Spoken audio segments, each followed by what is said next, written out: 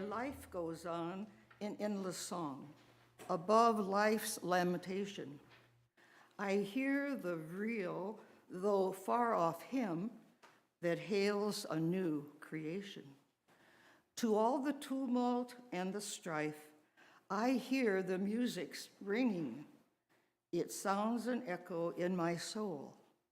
How can I keep from singing? Sing and rejoice, sing and rejoice. Let all living things now sing and rejoice. Whoops.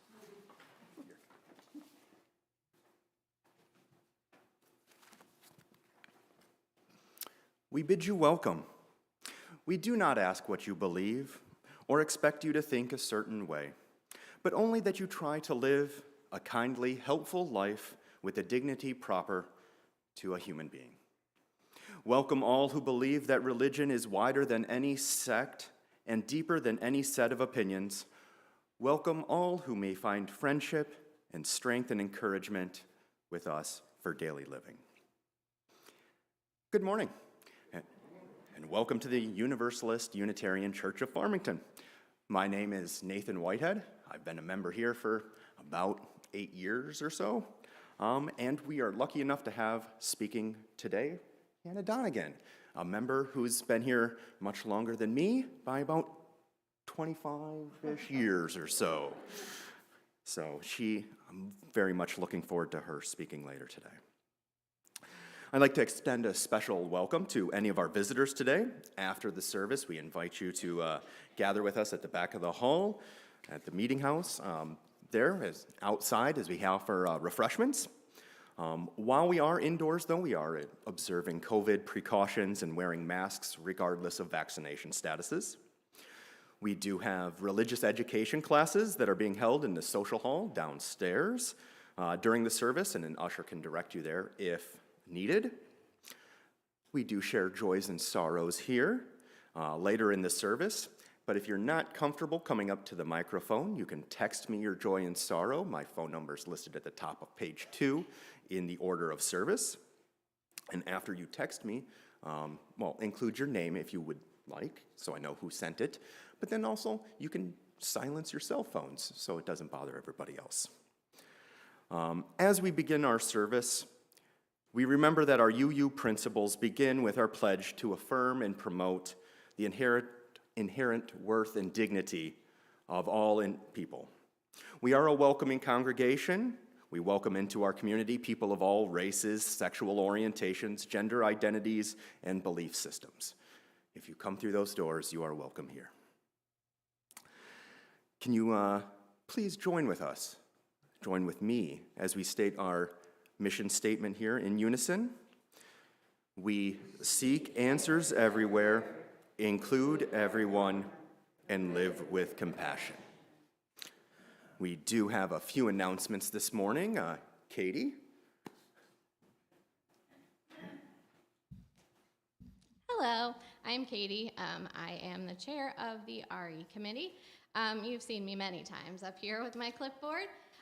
This fall, we're really hoping to split our RE kids into an older middle school group and a younger group, so that we can dive a little deeper into those issues that our middle schoolers really want to start talking about.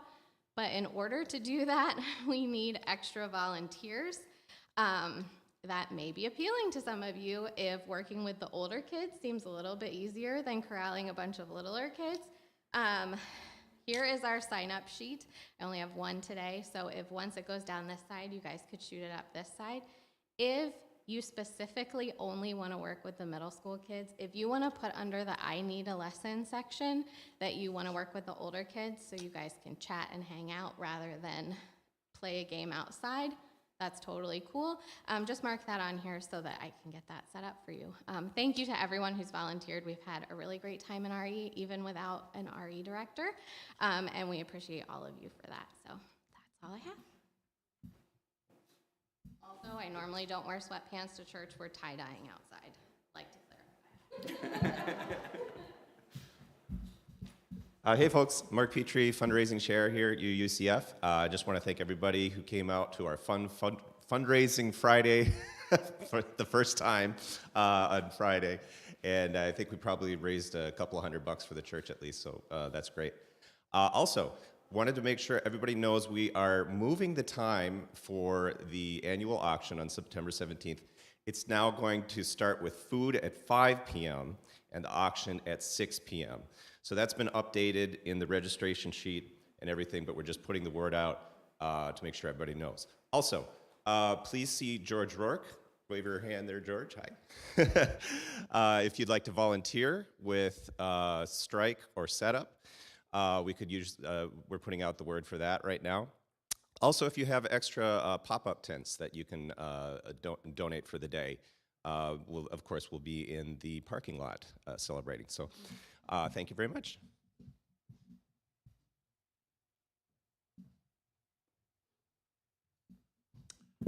Good morning. My name is Tom Bjorklund. I'm here on behalf of the membership committee. As most of you probably know, for the first time in, 3 years, I think, we are having a congregational picnic next Sunday, right after church. We hope you're all here. I do want to make a special point to people who have been guests here. This is not just for members of the church. If you're a guest or kind of a regular guest, even not that regular of a guest, you're more than welcome to come to the picnic. Gives us a chance to get to know you better, and vice versa. You get to know us better. So hopefully everybody will be there. And one final thing about it, membership committee, we're basically set with the help we need pre and post picnic. But some people just like doing that sort of thing. So if anybody else would like to volunteer, see Hope Sorensen. She's out with the kids today. So thank you very much. Thank you, Tom.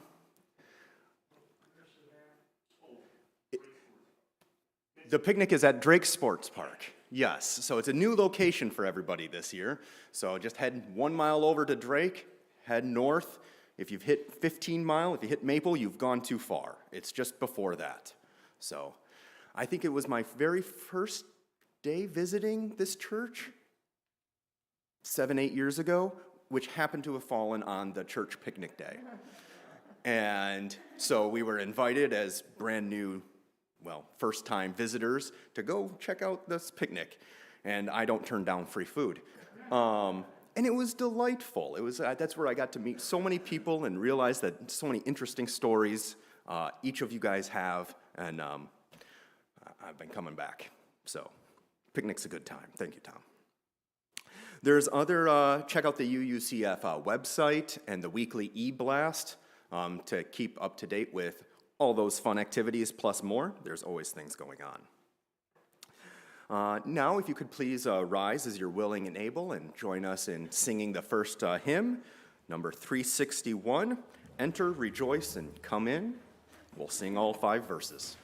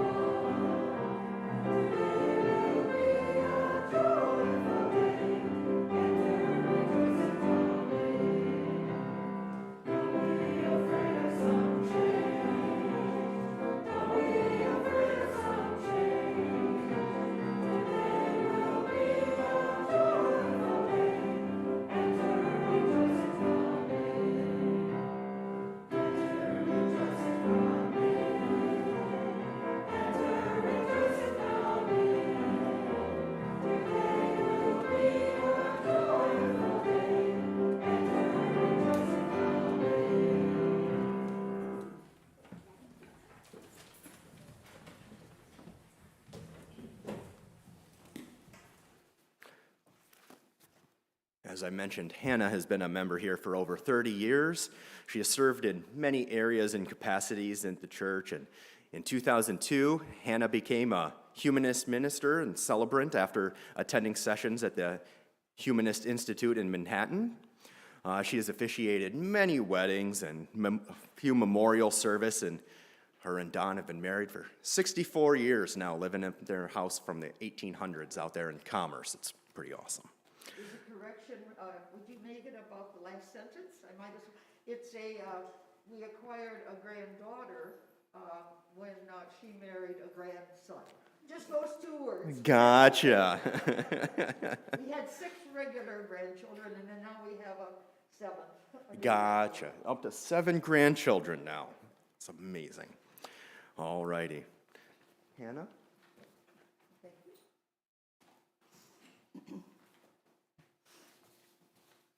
The radio did exist when I was young. I want to assure you that. And I certainly appreciate the opportunity to share some of my events in my life and some of my ideas. And music has always played a major role in my life. I remember listening to the radio, and my mother would, when I was young in Indiana, my mother would have these soap operas and Our Gal Sal and all that. And some of you may remember that. I see some people shaking their heads. But I think I developed a real love for music from my mother, who liked to sing.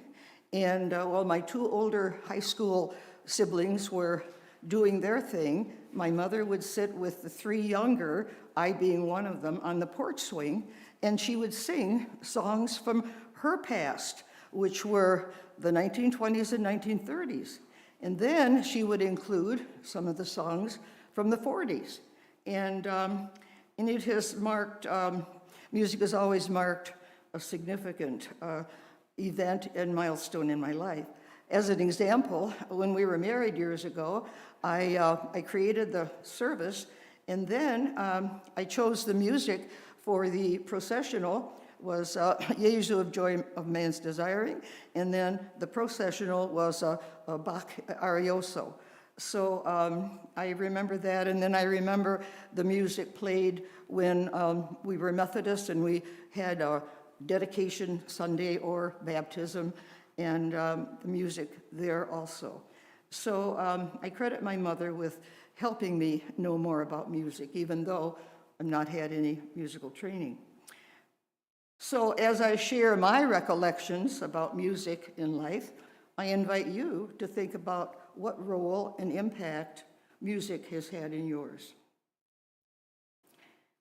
As a child, through singing, as I say, I heard music on the radio, but thankfully my mother strengthened that. And so when I mention the 20s and 30s and 40s, I know that's ancient history to many of you listeners there. But I continued the same ritual, sitting on the swing with our 4 offspring in Commerce in our house. And I would sing songs, I would co-opt lyrics from famous songs. And I remember my mother, I think, was, "Ain't she sweet?" And then I might take that later and give it to one of my children or grandchildren, and I would put in the name there. No Charlie, I have no Charlie, but ain't Janine sweet or something like that. So I would co-opt the language, and I did the same for the grandchildren. And they remember that fondly. They're, as I say now, in their 20s. So then I sort of took the lyrics, and I tell you how much I liked lyrics. I brought 2 old song sheets one's from 1943 and one's from 1944. And that's where I learned all the words. And so they pop into my head at all different times. So we'll have kind of a show and tell here. But anyway, and then I created poems for each of my children and grandchildren. And then when our 4 turned 50, and they all are over 50 now, I created a special poem for that 50-year-old birthday. Anyway, and I self-published my poetry in these books. The first one was Living with Poetry, and the second one was My Life in Poetry. And since that time, I've written many, many poems, and I'll ask my daughter Allison, who helped me, if she wants to go through publishing another one or not, but I don't want to take up her time, but she's very helpful in that respect. I attended the Detroit Public Schools in the 40s. I was educated in that system from second grade through high school.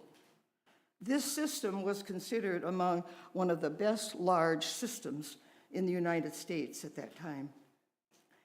The teachers were marvelous in all subjects, including even gym class, so we did have our physical education. Sadly, we received instruction in music and art and any kind of home economics lessons only once per week from traveling teachers.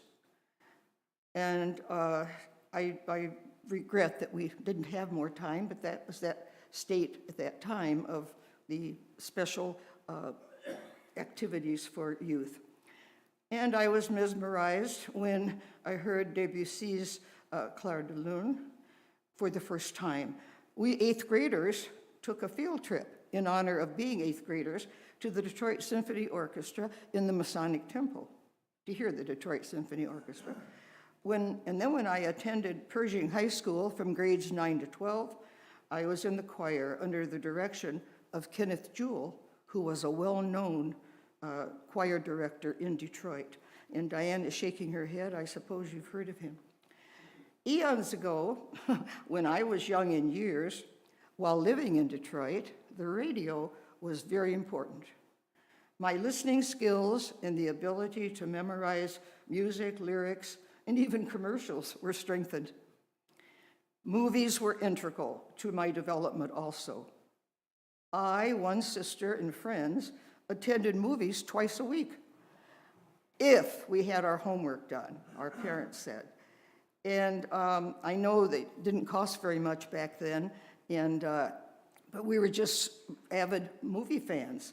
And today, Don and I sometimes watch these old movies on Turner Classic Movies, and we remember them, but when we see them again, we say, oh, I was really young when I saw it the first time. But I earned money. My parents gave me some kind of, for helping around the house, some kind of what you would call, I don't know what you call them today, just maybe 50 cents a week or something. But I babysat and I earned 25 cents an hour. Can you imagine that? You people who today have to pay a babysitter. So that's how we enjoyed going to the movies. My family didn't buy a television set until I was 12. And yes, I'm ancient to some of you youngins in your 30s and plus, as are my fellow senior citizens. Yet we seniors, we're vertical, mobile, and have active minds. I hope so. I have heard that 80 is the new 60. Would 90 be the new 70? Well, let's not go any further there.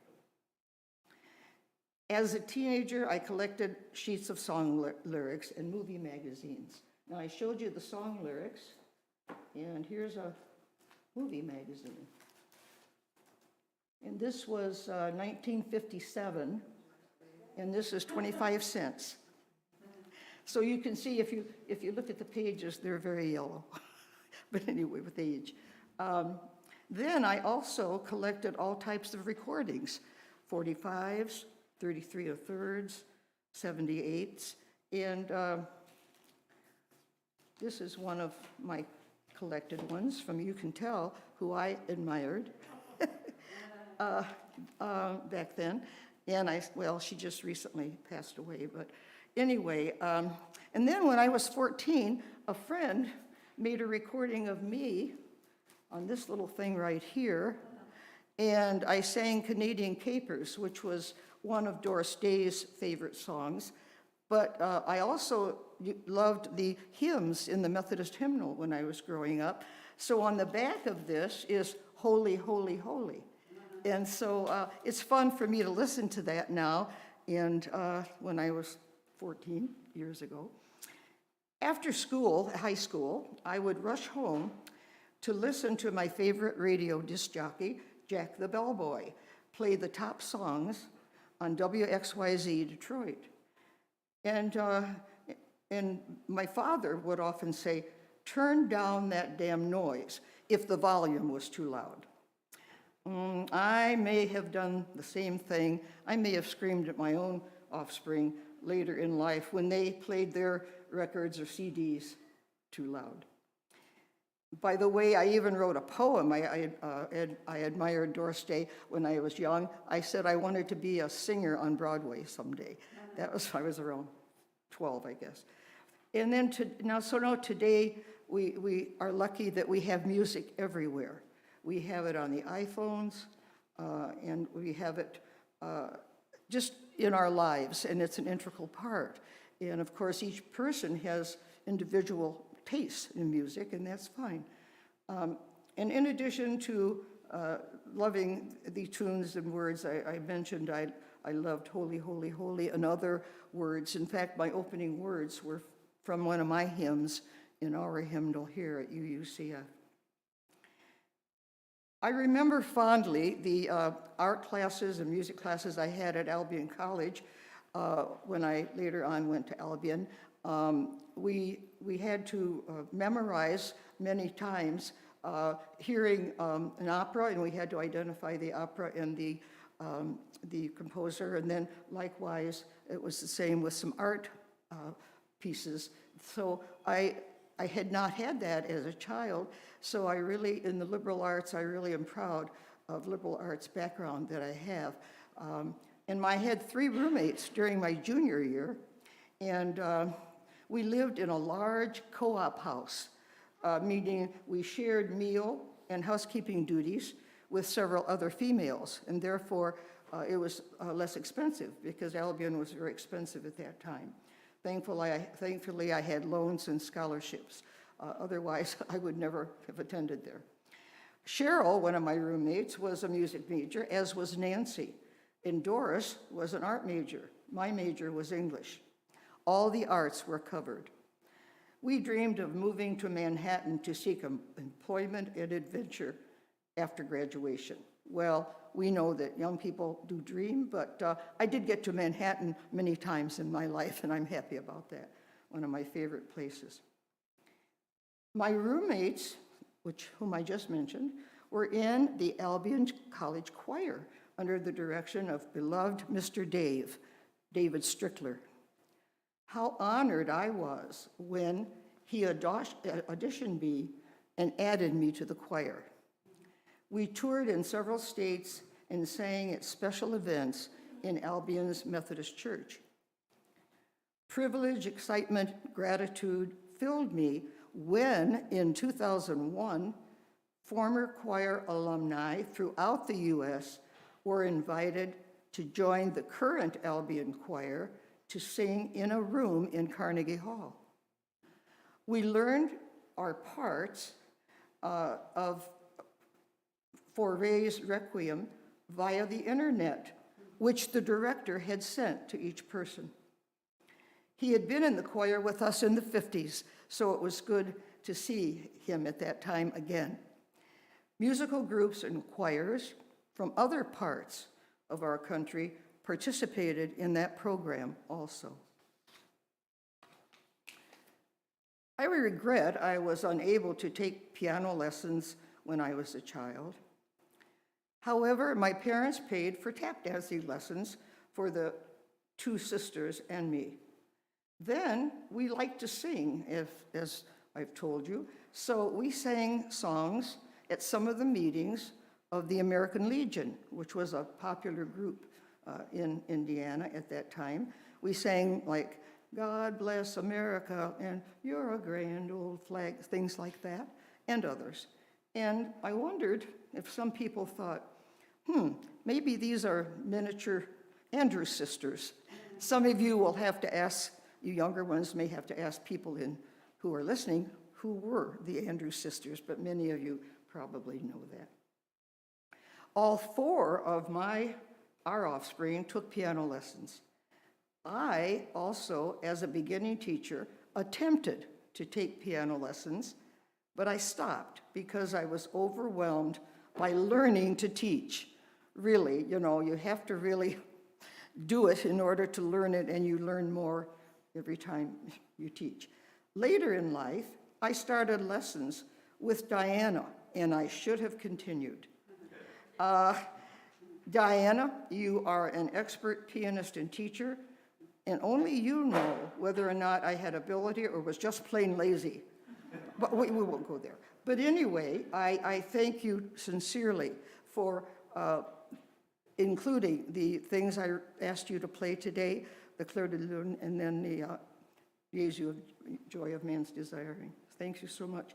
I also thank very much Jesse and James Sanchez for helping me create this speech and adding to it. And I thank my service leader.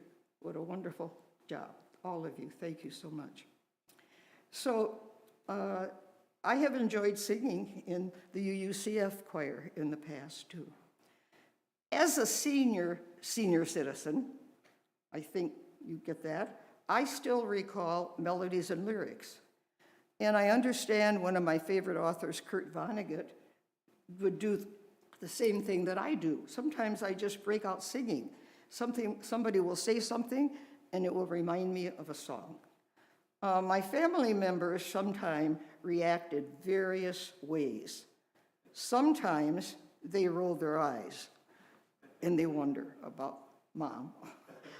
Anyway, like an example, if someone says, oh, it's a lovely day, and I'll say, what a day it has been, or something like that. It's just, and they wonder, what am I? Who am I? No, they don't. They're used to me now.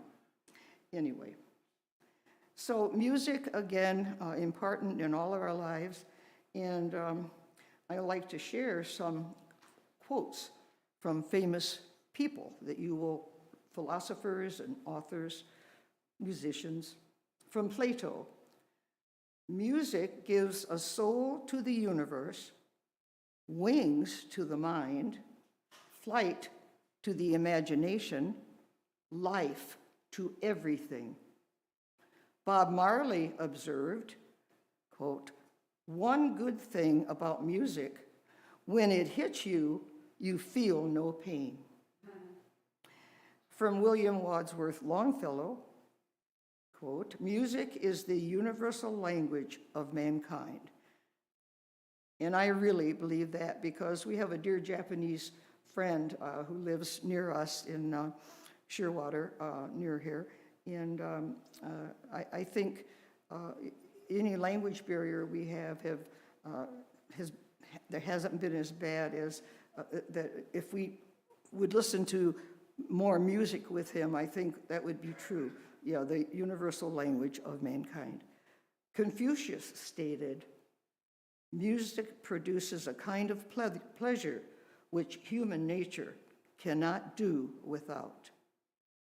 And now there will be some special music.